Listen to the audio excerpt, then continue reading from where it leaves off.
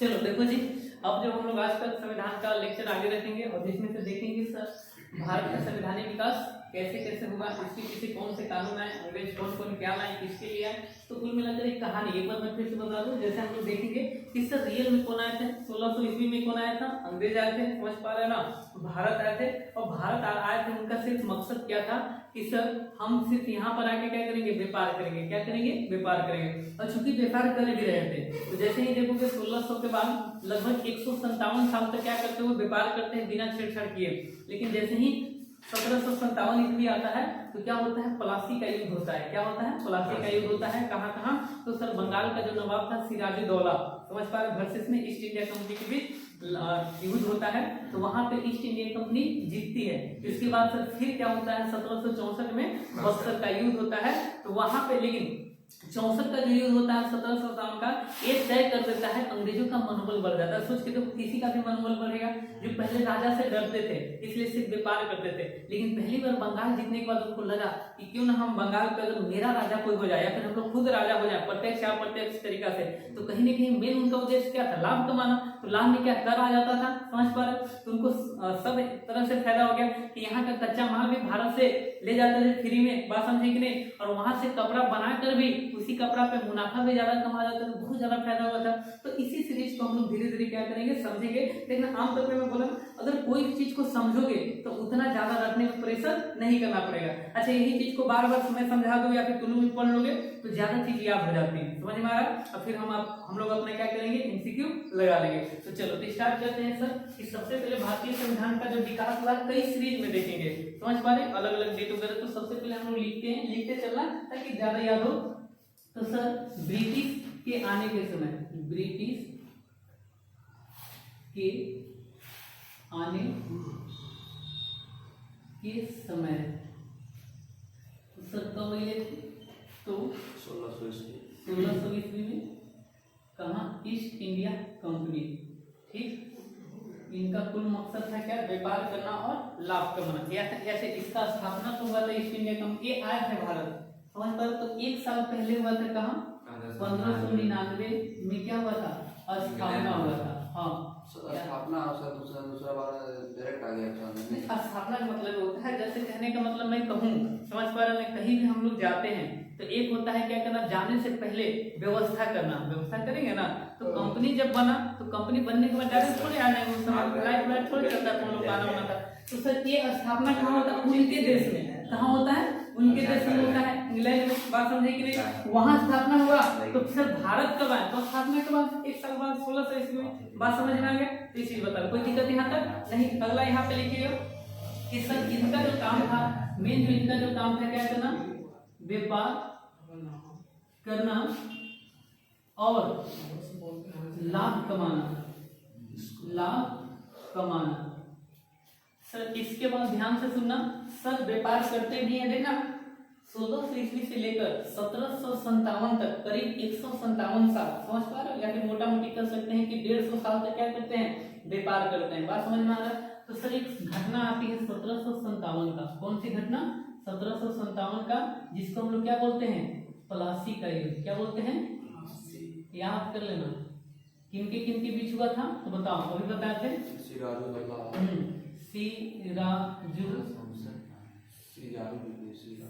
Siraj-ud-Daulah versus East India Company. तो यहाँ पे विजय किसका होता है, तो लिख लेना, कंपनी का विजय। किसका विजय होता है। इसके बाद 1764 में क्या हुआ था, बक्सर का युद्ध हुआ, बक्सर का युद्ध हुआ था। अच्छा, यहाँ पे मजे की बात क्या है, ध्यान सुनना, यहाँ पे तो सिर्फ एक राजा लड़ा था, समझ पा रहे, और 64 में लगभग 3 लोग मिल के भी अंग्रेज को नहीं हरा पाए थे। कौन 3 लोग, तो ध्यान सुनना जो बता रहा हूँ, बताओ। जैसे बंगाल और कौन कौन था, अवध, दिल्ली। पूरा सेंट्रल पर कब्जा। हाँ, तो मैं सही बोला। ये लोग वर्सेस कौन था, ईस्ट इंडिया कंपनी। अच्छा, यहाँ भी किसकी विजय होती है, ईस्ट इंडिया कंपनी की। और जैसे ही कंपनी का विजय होता है तो कंपनी एक शर्त लाती है, क्या लाती है, शर्त। जैसे अंग्रेज का नियम था, उन लोग जानते थे कि अगर राजा को पूरी तरह से मार देंगे तो उतना फायदा नहीं होगा। बात समझ में आ रही? प्रजा विरोध करेगी, समझ में आ रही? तो लोग थोड़ा मैं बोला कि कोई भी आदमी लंबे समय तक टिकेगा तो सोच के देखो, दिमाग तो होगा, बुद्धि होगा कि नहीं होगा। अब बुद्धि से ही तो किसी को गुलाम बनाया जा सकता है कि बिना बुद्धि का। तो ये चीज यहाँ बताया, तो देखना तो कंपनी का क्या होता है, विजय होता है। ध्यान से सुना हो, कंपनी का विजय होता है। और सर जैसे ही विजय होता है तो एक संधि होती है। 1765 की क्या होता है, संधि।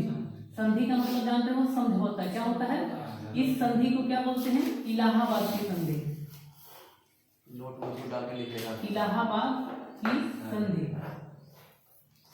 तो इसमें क्या हुआ था सर, तो जो अंग्रेज थे वो बोले थे कि अब जो कर है, समझ पा रहे ना, जो आप लोग लेते थे अब हम क्या करेंगे, हम कर लेंगे और आप लोग को जो मिलता था उतना देंगे। अब बताए भी थे कैसे लोग चालाक थे कि जैसे मान लो तुम लोग यहाँ क्लास में, तुम लोग मैं कहूँ कि इस क्लास से टैक्स वसूलो हर एक स्टूडेंट से, समझ पा रहे हो, हम राजा हैं और तुम क्या है, कोई कंपनी है, तो मान लो कि हमको हर महीने कितना 30 रुपए आते थे और तुम क्या किए, अगले बार तुम्हारे पास शासन चले गया वसूलने का, तो तुम क्या करो 30 के दुगना कर लिया, समझ पा रहे हैं ना, और ज्यादा कर लिया, मुझे 30 रुपए धरा दिया, फिर भी तुम्हारा फायदा हो गया। बात समझे कि नहीं? तो इस तरीका से यहाँ पे क्या किया गया, तो कंपनी के द्वारा बिहार उड़ीसा, लिख लेना, कंपनी के द्वारा बिहार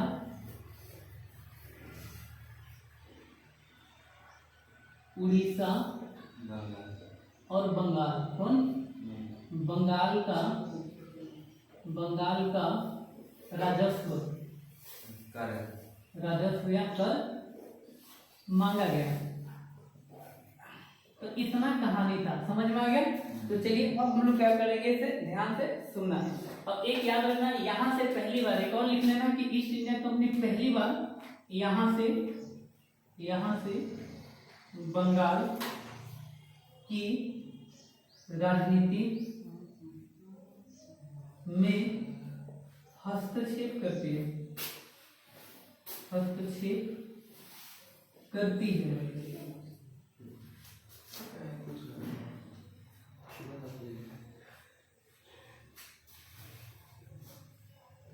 नोट करके लिख लेना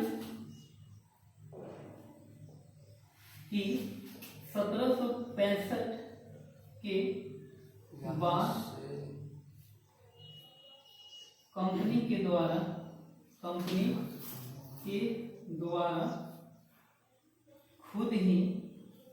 खुद ही कर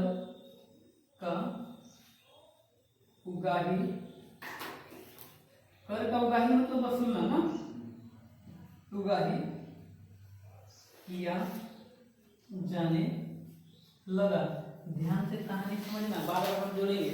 ठीक कह रहे हैं कि कंपनी और इसके कर्मचारियों को इससे बहुत ज्यादा फायदा होगा। कंपनी और कर्मचारी को इससे बहुत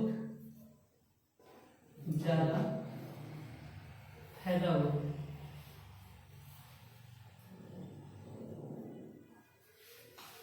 अगला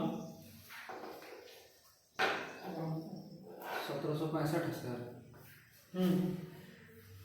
इसको पूरा मैं लिख के समझा दूंगा। यूरोप से जो भी भारत आता था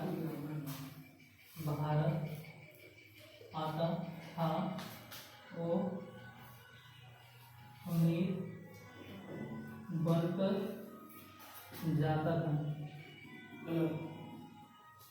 चलो अब यहाँ पे समझेंगे हम लोग। दिख रहा है?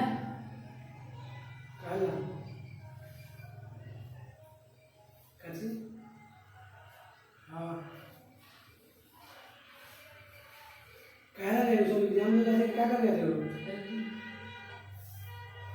मतलब कर एग्जाम में जाए तो उगाही मतलब वसूलना,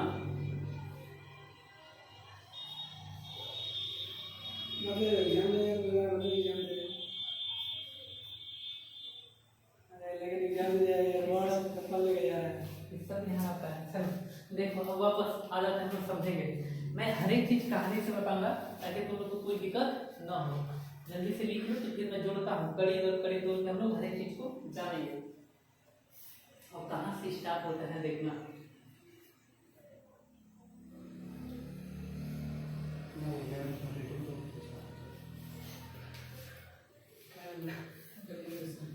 हो गया?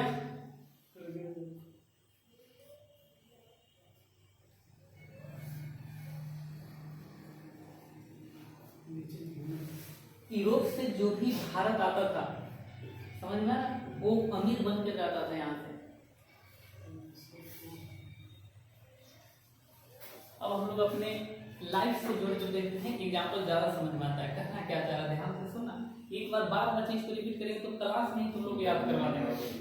कहानी सर एक कंपनी की है, ध्यान से सुनो। कहानी किसकी है? एक कंपनी की है। उस कंपनी का नाम है ईस्ट इंडिया कंपनी। क्या नाम है? ईस्ट का मतलब होता है पूरब। ईस्ट का मतलब क्या होता है? पूरब। तो हम लोग को पता था कि जो हम कंपनी बना रहे हैं पूरब में एक देश है जिसका नाम है इंडिया। क्या नाम है? इंडिया। तो भारत देश के नाम पे ही पड़ा था। अब समझ में आ रहा है? ध्यान से सुनना। तो कहना ये चाह रहा था कि सब जैसे समूह नहीं बनाते हैं 12 में, जैसे दोस्त यार भी बात करता होगा कि कोई बात नहीं यार, हम लोग को कुछ ना होगा तो अंत में एक कंपनी शुरू कर लेंगे। और कंपनी शुरू करेंगे, क्या करेंगे हम लोग? तो मस्त वाला एकदम क्या करेंगे, एकदम झोपड़ी वाला होटल रेस्टोरेंट खोलेंगे। बात समझे कि नहीं? अगल बगल कॉलेज वॉलेज देखेंगे और वहाँ पे क्या करेंगे हम लोग? रेस्टोरेंट खोलेंगे। तो वहाँ पे ऐसे ऐसे काम करेंगे और भी सब सुविधा देंगे, लोगों को गाना बजते हुए झरना देंगे। समझ पा रहे हैं? मतलब मस्त वाला कुटिया की तरफ फील आएगा। समझ में आ रहा है? तो इस तरीके से प्लान करते हो ना, तो वहाँ की ध्यान देना जो रानी थी वो भी, और वहाँ के कुछ बिजनेसमैन, बिजनेस जो पूंजीपति लोग थे, तो उन लोग क्या किए, क्योंकि जो भी पूंजीपति होता है उसको स्वाभाविक होता है, वो अपना पैसा क्या करता है? लगाकर ज्यादा कमाने की चाह रखता है। ये कहीं भी दिखता है, ठीक। तो सर कंपनी बन गया, भारत आ भी गए। तो हम बार बार चीज बताता किया दो। तो सर लगभग 157 साल तक क्या होता है, भारत में वो लाभ बहुत कमाते हैं। समझ पा रहे हैं? लेकिन स्वाभाविक है कि सर यहाँ भी राजा थे, समझना, यहाँ भी राजा थे ना। तो यहाँ के जो राजा थे, तो राजा के जो रिलेशन वाले लोग थे वही लोग क्या करते थे? कंपनी बिजनेस करते थे वो भी। तो धीरे धीरे राजा से शिकायत करने लगे। अच्छा, सबसे पहले जो अंग्रेज लोग स्टार्ट भी किए थे बिजनेस, कहाँ से? बंगाल से। कहाँ से? बंगाल से। तो आज भी जानते होंगे कि सर जितना भी भारत में देखना वही सिस्टम आ रहा है, बस थोड़ा सा बदल गया। जैसे आज भी जितना बड़े बड़े स्कूल कॉलेज या फिर हॉस्पिटल तमाम चीज होता है, फिर और भी बड़ा बड़ा कंपनियां, ज्यादातर किसका निकलता है? अरे नेता मंत्री का। तो देश में पावर सबसे ज्यादा नेता मंत्री, उसी के ज्यादा रिलेशन में बिजनेस करते हैं। ठीक उसी तरीके से सबसे ज्यादा पावर किसके पास? राजा के पास। और राजा के रिलेशन वाले बिजनेस करते होंगे कि नहीं करते होंगे? तो उनको थोड़ा दिक्कत होने लगा। दिक्कत होगा कि नहीं होगा? क्योंकि ईस्ट इंडिया कंपनी जिस गति से सबसे ज्यादा तरक्की कर रहा था, बाकी यहाँ के जो स्थानीय कंपनियां थे, जो भी राजा श्री, उनको नुकसान हो रहा था। क्या हो रहा था? उन लोग बात लेकर कहाँ गया? सिराजुद्दौला के पास। कहाँ गया? समझना कॉन्सेप्ट जोड़े। कहा कि राजा जी बताइए, अगर ऐसे ही ईस्ट इंडिया कंपनी पूरे बंगाल में अपना कब्जा कर ले, समझ पा रहे हैं, हर चीज वगैरह कच्चा माल और वस्त्र से लेकर तमाम चीज वगैरह यहाँ के भी व्यापारी को क्या कर रहा है? धीरे धीरे समाप्त कर रहा है। तो बताइए यहाँ के व्यापारी को नुकसान होगा, स्वाभाविक बेरोजगार हो जाएंगे और हम लोग का मुनाफा भी नहीं हो गया। तो ये बात राजा को भी लगा। और राजा को भी क्यों? क्योंकि व्यापारी टैक्स देते थे ना, कि नहीं देते थे? अच्छा, जो जितना ज्यादा टैक्स देता है, जैसे आज भी देख लेना, अंबानी अडानी को सरकार क्यों ज्यादा सुनती है? समझ पा रहे हो? कि उन लोग डायरेक्ट ऑफर कर देगा कि आपको क्या चाहिए, पैसा ना चाहिए, लीजिए, कितना पैसा चाहिए। तो सारे लोग खुश। बात समझे कि नहीं? तो सुनेगा कि नहीं सुनेगा? और गरीब आदमी क्या देगा? नहीं देगा। बात समझ में? तो दो तरीका से यहाँ पे समझना। इसीलिए तो देखना आज भी, अरे ट्रेन से सफर करने गए हो ना, तो ट्रेन तुम बैठे हो, पता चला 10 मालगाड़ी तुम्हारा गाड़ी रोक कर क्या कर देता है? अब समझ में आ रहा है? तुम्हारे कितना भी इमरजेंसी है, बाहर में जाकर समझ में आ रहा है? तो ध्यान से सुनना।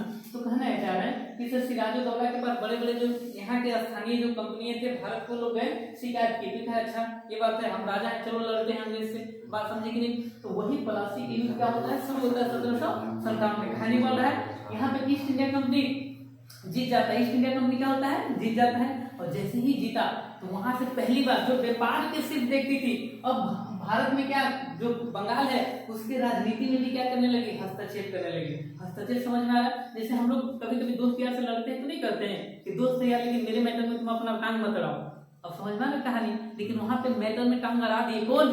East India company. कौन? समझ में आ रहा है? ठीक सर। फिर यहाँ पे वाला बंगाल वाला नवाब फिर कहाँ गया? दिल्ली राजा के पास, एक अवध में था, वहां भी गया और उनको मिलाया कि कोई बात नहीं, अकेले हारे हैं ना, इस बार मिल के क्या करेंगे, ईस्ट इंडिया कंपनी को हराएंगे। तो क्या हुआ? 64 में फिर से एक युद्ध हुआ, बक्सर का युद्ध। किसका युद्ध हुआ? बक्सर का युद्ध। और बक्सर के युद्ध में भी क्या हुआ? एक तरफ से 3 देखना, तीन उसमें दिल्ली का भी, हालांकि दिल्ली का जो राजा था वो डायरेक्ट क्या हुआ था, शामिल तो नहीं हुआ था, लेकिन अपना सेना और पैसा दिया था। बात समझ में आ रहा है? ये बात अंग्रेज को भी पता चला।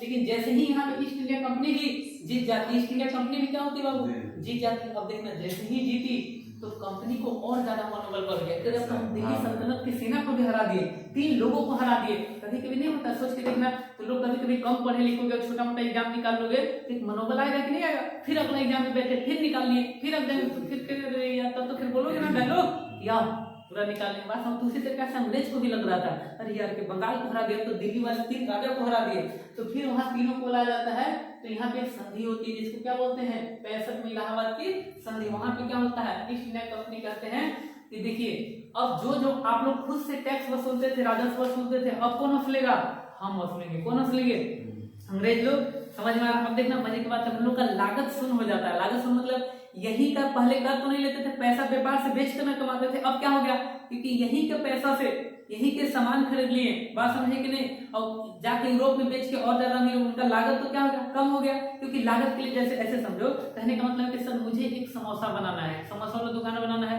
समझ में आ गया। लेकिन कल को हम कंपनी है तो हम देखें कि प्रीतम वाला क्या कर रहा है, इसका आटा मैदा सब छीन छान के, बात समझे कि नहीं, क्योंकि इसको हरा के युद्ध में संधि हुआ, तो प्रीतम कहा कि ठीक है हमको क्या कीजिए, जानवर से मत मारिए, हमको राजा राजा बनने उन्हें दीजिए, हम क्या करेंगे कि हर दिन आटा सान उनके आपका समोसा वाला सब कच्चा मटेरियल आलू तेल दे देंगे, और आपका काम क्या होगा, बेचना। तो कल वो 5 रुपए का समोसा बेचता था, आज हम कितना के बेचेंगे, 10 रुपए का। अब इसको भी दे दिए तो ये भी खुश, अब मेरा कुछ नहीं लगा। अब समझ में आ रहा है, क्योंकि आटा मैदा सब अब समझ में आ रहा है, लेकिन पैसा हम भी कमा ली इसी का समझ कैसे, अब समझ में आ रहा है। तो कोई भी बिजनेसमैन के लिए सबसे ज्यादा फायदा कब होगा, दिमाग लगाओ, जब उसका लागत खर्चा कम हो जाए, बात समझे कि नहीं, अब समझ में आ रहा है। तो अब देखना ये बात धीरे, अब देखना कैसे संविधान का विकास होता है। तो सर यहाँ पे हुआ ये कि जो भी कंपनी, जैसे आज नहीं होता है, जैसे तुम्हारा कोई भाई गए, समझ पा रहे, दिल्ली गए, पटना गए, कहीं भी गए, या फिर विदेश चले गए, तो देखिए करीब आपने आज गए थे नोकिया का फोन लेके, कल को एप्पल का ले आए, सैमसंग का अल्ट्रा 26 ले आए, बात समझे कि नहीं, और उनका बाइक एक रेंज रोवर खरीद ली, उनको भी नहीं अगल बगल पड़ोसी के, अरे यार एक महीना में क्या कर रहा है ऐसा कि इतना कमा रहा है, बात समझे कि नहीं। पता चला उसके घर वाले भाई लोग को, वो भी भाई है अपना 3-4 फोन लेके, और गांव में हल्ला हो गया, चर्चा मेरे भाई। तो जैसे ही यहाँ की कंपनी, यूरोप से जो भी लोग आते थे, उनको लगा यार कि कौन भिखारी जाता है, इंडिया में क्या है ऐसा, बात समझे कि नहीं, कि सब धनी बन जाता है।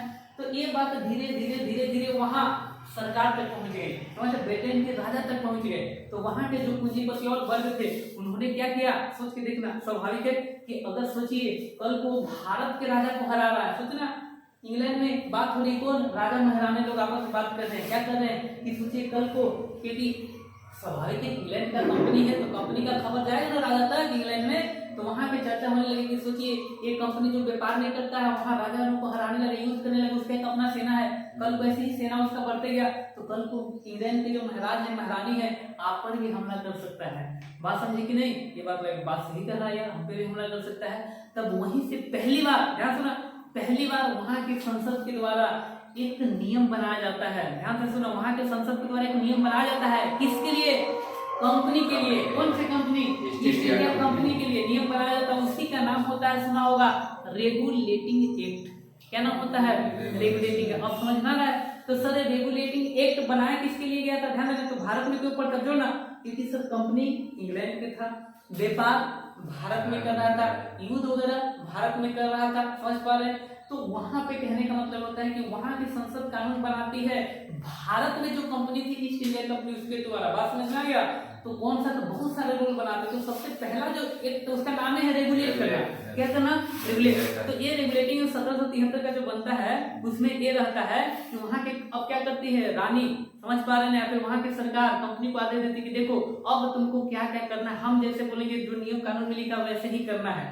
अब समझ में आ रहा है कि घर में जो हमारे गार्जियन लोग नियम बनाते हैं उसी को मानते हैं ना, कि नहीं मानते हैं, समझ में, नियम में हमेशा बदलाव होते रहता है ना, कि नहीं होता है, कि 12 के बाद कहाँ जाना है, नहीं जाना है, यहाँ करना है, नहीं करना है। तो उसी तरीके से यहाँ भी नियम जैसे ही बनता है, तो अब एंट्री करते हैं हम लोग कहाँ, संविधान की तरफ। तो पहला कहाँ से कानून आ रहा था, इंग्लैंड से, जिसका क्या नाम था, रेगुलेटिंग। तो कहानी जुड़ा कि नहीं जुड़ा, तो इसलिए मैं बता रहा हूँ टाइम तो लगेगा, लेकिन एक बार गलती से सीख गए, बात समझ में आ गया कि नहीं, मतलब समझना चालू कर दिए तो हर एक चीज अब यहीं से देखना बहुत सारे क्वेश्चन बनते हैं। बात समझ, जितना संवैधानिक विकास से था लगाना, इसके बाद टॉपिक वगैरह तो ज्यादा, तो चलो हम लोग क्या कर आगे लिखते हैं। अब देखना, तो सबसे पहले सर संवैधानिक विकास समझ में आ गया, कौन से कोई दिक्कत यहाँ तक नहीं,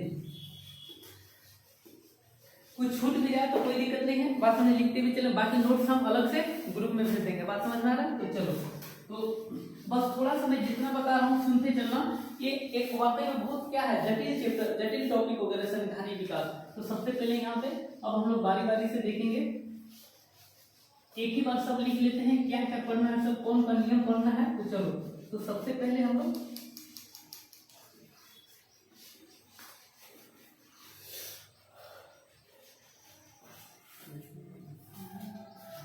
तो जैसे यहाँ पे बना लेना 1773 का रेगुलेटिंग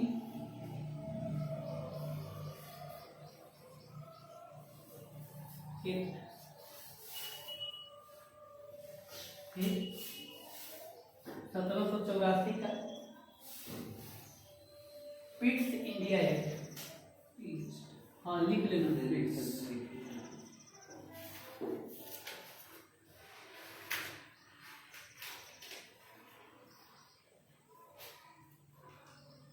एक्ट मतलब कानून ना, चार्टर एक्ट आता है, सुना होगा सब, सुना है ना, हाँ। तो अब समझ में आ रहा होगा, सब कंपनी के लिए ही बनाए जाते हैं, फिर हम लोग देखेंगे कब भारत के लिए बनाया जाता है, और हर एक 20 साल के बाद एक चार्टर एक्ट आता था। तो सर 1813 में पहला आया, दूसरा कब आएगा, तो 20 साल जोड़ो तो कब हो गया 33 का, लिखते चलना चार्टर एक्ट,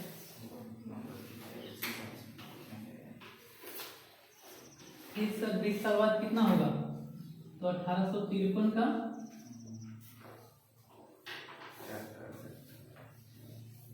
और यकीन मानो यहाँ से हर टॉपिक से बहुत सारे क्वेश्चन वगैरह बनते हैं हर एग्जाम में। अब सर यहाँ से क्रांति सुना होगा, क्रांति आया था 1857 की क्रांति बचा, फिर इसके बाद एक बनता है शीर्षे कानून 1858 का भारत शासन अधिनियम,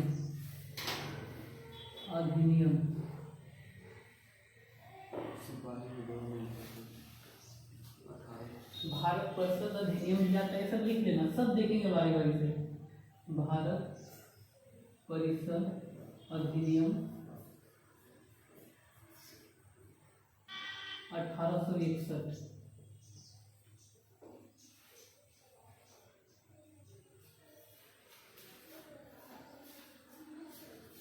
भारत परिषद अधिनियम 1892 का भारत परिषद अधिनियम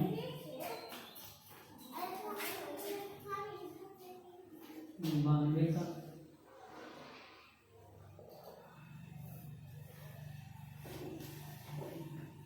भारत परिषद अधिनियम 1809 का भारत परिषद, इंग्लिश में छोड़ेंगे क्या,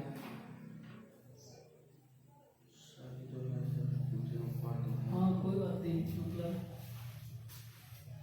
और लिख लेना, उधर जगह नहीं है तुम लोग पास होगा तो भारत शासन अधिनियम 1819 का मैं लिख दे रहा हूँ,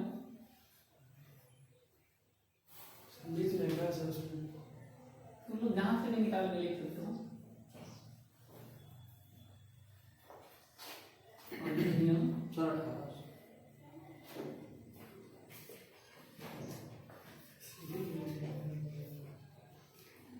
क्या था, भारत शासन अधिनियम 1892 के, इसके बाद भारत परिषद अधिनियम 1909 था, सॉरी हाँ 1909 था, और यहाँ से 1919 कर लेना, भारत शासन अधिनियम 1919 का।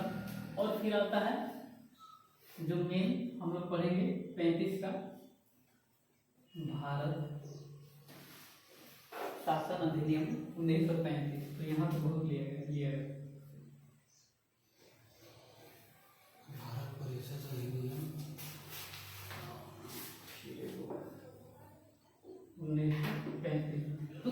ही हम लोग को पढ़ना है। अधिनियम मतलब सब कानून है। सर कहाँ शुरुआत कर रहे हैं, यहाँ से संविधान का पहली बार झलक दिखती है। यहाँ से नियम देखना, नियम आ रहे हैं धीरे धीरे। जो कंपनी के लिए नियम था, ध्यान रखना, कब तक कंपनी के लिए चला, याद रखना है 53 तक। कब तक चला? और 57 में क्रांति हुई। उसके बाद जो नियम कंपनी के लिए था पूरा भारत के लिए हो गया। किसके लिए हो गया?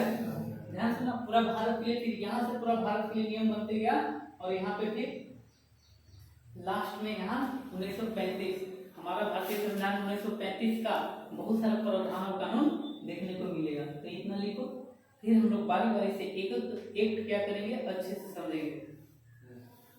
लिख लेगा तो बताना। मेन चीज जो है थोड़ा सा हम लोग समझेंगे।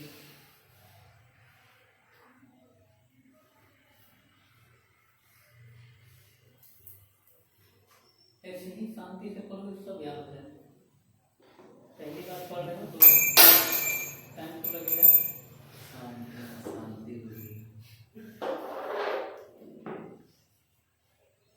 लेकिन क्लास छोड़ना नहीं है, रेगुलर रहोगे तो मैं याद करवा दूँ।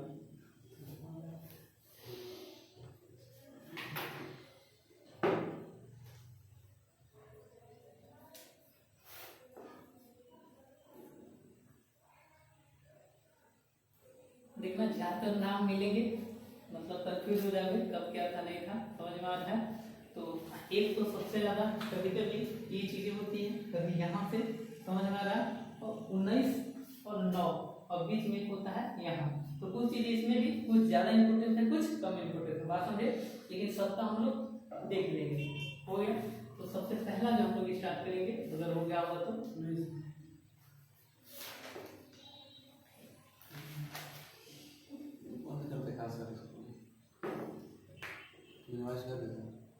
अधिनियम मतलब ये एक्ट ना सर। तो चलो अब हम लोग बारी बारी से देखेंगे इस भारतीय संविधान का करीब विकास की कहाँ कहाँ से हुआ। तो हम लोग ये जान गए सर कि कंपनी आया था, सिर्फ व्यापार करने नहीं आया था, बल्कि एक नियम कानून भी लेकर आया था, जो बाद में, ध्यान से सुनना, कहीं न कहीं भारतीय संविधान की एक विकास की नींव है। बात समझ में आ रहा है?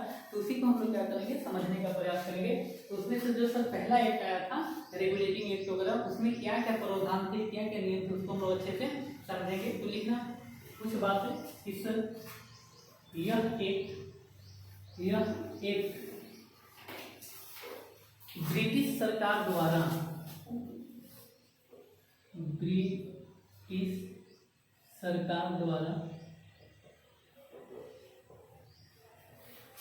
द्वारा ईस्ट इंडिया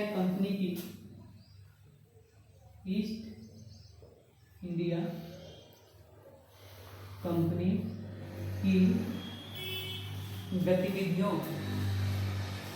को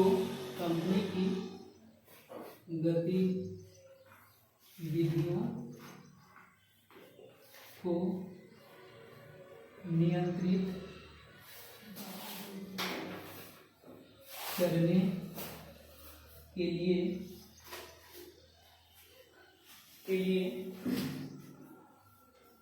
पहला अधिनियम बनाया गया था। लिख लो, पहला अधिनियम।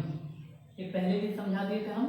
पहला अधिनियम, उसी को अब लैंग्वेज में अधिनियम बनाया गया था।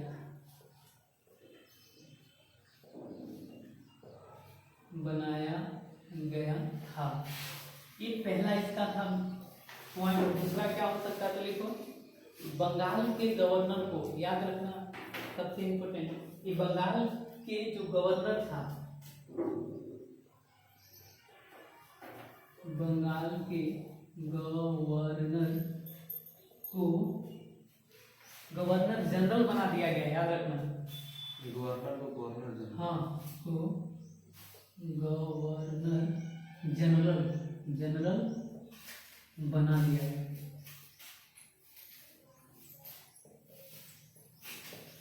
तो ये हमेशा पूछता है कि बंगाल के गवर्नर को कब कौन से एक्ट के तहत बनाया गया था, तो याद रखना रेगुलेटिंग एक्ट। और यहाँ से एक और चीज लिख देना कि बंगाल का पहला गवर्नर जनरल कौन था, बताओ।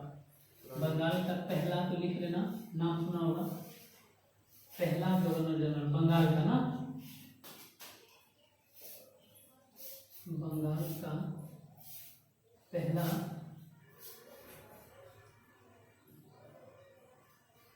बताओ जी कौन था? Warren Hastings. Warren Hastings. नाम तो सुना होगा इतिहास में, वारेन हेस्टिंग।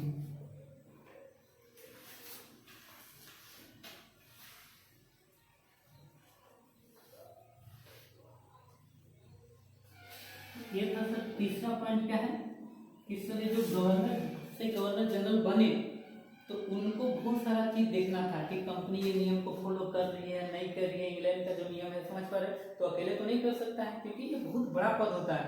तो कोई भी बड़ा पद वगैरह देखना जब भी मिलता है तो उसके लिए नीचे काम करने वाले लोग होते हैं कि नहीं होते हैं? होते हैं ना।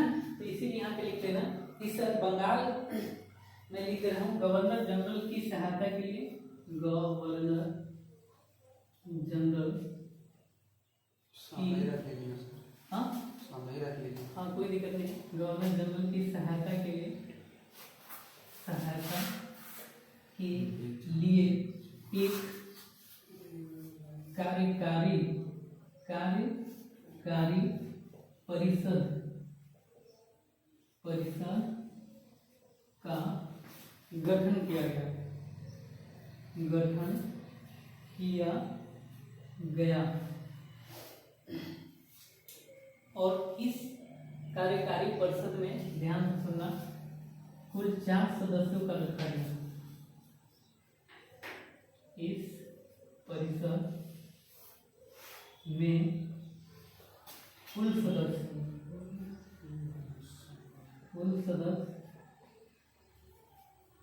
कितने थे? तो 4 थे। कितने थे? 4। कौन कौन थे भी लिख लेना। तो सर 4 में से बात करें तो फ्रांसिस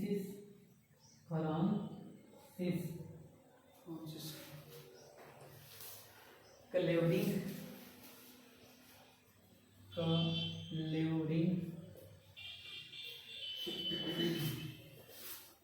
तीसरा मानसेन और चौथा वारवेल। तो ये 4 सदस्य थे जो कार्यकारी परिषद किसके लिए होता था? बंगाल के गवर्नर जनरल के लिए। तो उनके सहायता के लिए कभी पूछता है। या फिर कार्यकारी परिषद कौन से एक्ट में लाया गया था? Regulating act. कब आया था? 1773 में। इसमें बंगाल के गवर्नर को गवर्नर जनरल बना दिया गया। पहला governor general Warren Hastings. Sir इसमें एक परिषद का गठन किया गया ताकि इसकी सहायता किया जा सके। इसमें 4 लोग थे, याद रखना, फ्रांसिस क्लेवरिंग, मानसेन और वारवेल। समझ में आ रहा है? ये 4 लोग थे। अब यहाँ पे जो एक और चीज लिख लेना, चौथा सुना होगा, ये कलकत्ता में पहली बार क्या बनाया गया था? याद रखना, कोर्ट। समझ में आ रहा है? तो लिख लेना यहाँ पे कि 74 में इसी एक्ट के माध्यम से सर्वोच्च न्यायालय लिख लेना कि इसी एक्ट के द्वारा 1774 में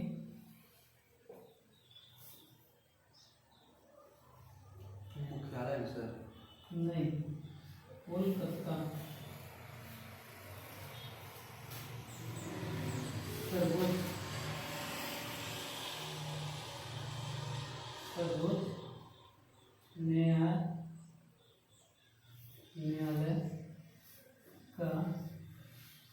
सर्वोच्च न्यायालय का क्या किया गया? स्थापना की।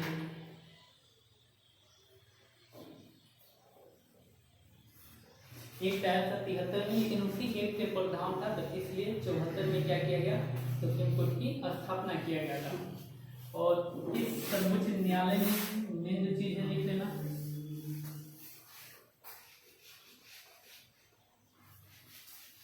इस न्यायालय में 4 न्यायाधीश थे। कितना? कुल 4 न्यायाधीश मतलब जज। हाँ याद रखना, न्यायाधीश थे।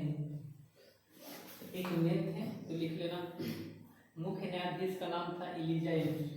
मैं इलीजा एम्पे मैं लिख रहा हूँ एक मतलब एक मुख्य न्यायाधीश जिनका नाम था इलीजा एम्पे। इलीजा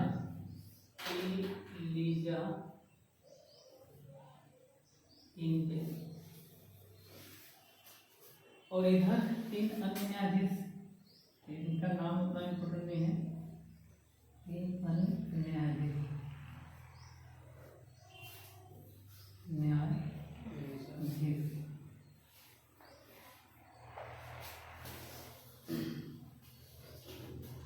तो ये था 1773 का रेगुलेटिंग एक्ट, कितना ही था।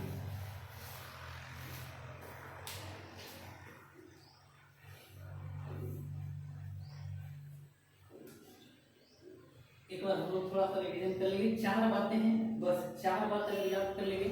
हर एक एक्ट में किसी में 5 4 बस इतना ही है, और हर एक में इतना याद कर लोगे, फिर दोबारा बस रिवीजन करना है।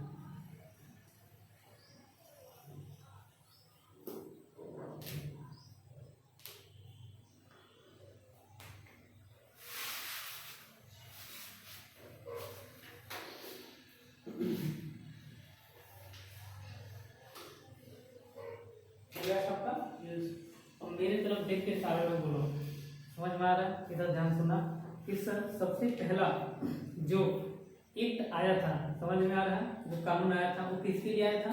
ईस्ट इंडिया कंपनी के लिए, समझ में आ रहा था। और ईस्ट इंडिया कंपनी के लिए आया था, तो उस जो रेगुलेटिंग एक्ट बनाया कौन था? ब्रिटिश सरकार, ब्रिटिश संसद, समझ पा रहे हो? इसके लिए ठीक इसका एक्ट में क्या किया गया? तो सर एक तो हम लोग पहला देख लिए कि यह एक्ट क्या किया गया था? ईस्ट इंडिया कंपनी के द्वारा, ब्रिटिश सरकार के द्वारा बनाया गया था कंपनी के लिए। इसका दूसरा जो प्रावधान है कहता है कि यहाँ तो सबसे पहले जो बंगाल का ध्यान सुना, जो गवर्नर था उसको गवर्नर जनरल बना दिया गया। तो बंगाल का पहला गवर्नर जनरल कौन था? वारेन हेस्टिंग था, समझ पा रहे हैं? तो इस वारेन हेस्टिंग की सहायता के लिए एक कार्यकारी परिषद का गठन किया गया, जिनमें कुल 4 सदस्यों की रखा गया, जिसमें से हम लोग फ्रांसिस देखे, फिर हम लोग कलेवरिंग देखे, मार्शल देखे और वालों देखे। और चौथा जो बात हम लोग कहते हैं कि इसी एक्ट के तहत कलकत्ता में सुप्रीम कोर्ट बनाया गया, जिसका स्थापना कब हुआ? 1774 में। तो सुप्रीम कोर्ट का जो स्थापना हुआ, तो यहाँ पे इसमें भी कुल 4 जजों की संख्या था। एक मेन जज थे, बात समझे कि नहीं? जिसको आज भी भारत में हम लोग देखते हैं कि मेन जज होते हैं, बाकी अलग अलग बढ़ते का संख्या, समझ पा रहे हो ना? जैसे सीजीआई का नाम सुने होंगे, उसी तरीका से उस समय जो कलकत्ता में पहली बार जब सुप्रीम कोर्ट बना 1774 में, तो इलीजा एम्पे, समझ पा रहे क्या थे? मुख्य न्यायाधीश, बाकी 3 अन्य न्यायाधीश थे। बात समझ पा रहे? तो ये 4 बातें याद रखना है, समझ में आ रहा? तो ये चीज यहाँ पे अगर याद कर लोगे, क्या क्या थे बोलो कि सर किसके लिए एक्ट बनाया गया था? कंपनी के लिए। कौन बनाया था? इंग्लैंड के दूसरा पॉइंट क्या था सर? बंगाल के गवर्नर को गवर्नर जनरल बना दिया गया। पहला गवर्नर जनरल कौन था? वारेन हेस्टिंग थे। तीसरा क्या बात था सर? इसको अभी संभालने के लिए एक परिषद बनाया गया, जिसमें कितने सदस्य? 4 सदस्य थे। कौन कौन थे सर? फ्रांसिस थे, कलेवरिंग था, मानसिंह था और वालवे था, समझ में याद आएगा? चौथा जो मेन बात था सर, सुप्रीम कोर्ट की स्थापना किया गया 1774 में। कितना जज थे? 4। एक मेन जज का नाम बस याद रखना, जिसका नाम था इलीजा। तो अब बताओ यहाँ याद हो गया रेगुलेटिंग एक्ट नहीं हुआ? तो अब अगला एक्ट लिखेंगे हम लोग। तो ऐसे ही हम लोग याद कराते चलेंगे। देखना अगला हम लोग क्या करेंगे, लिखेंगे ये चीज यहाँ पे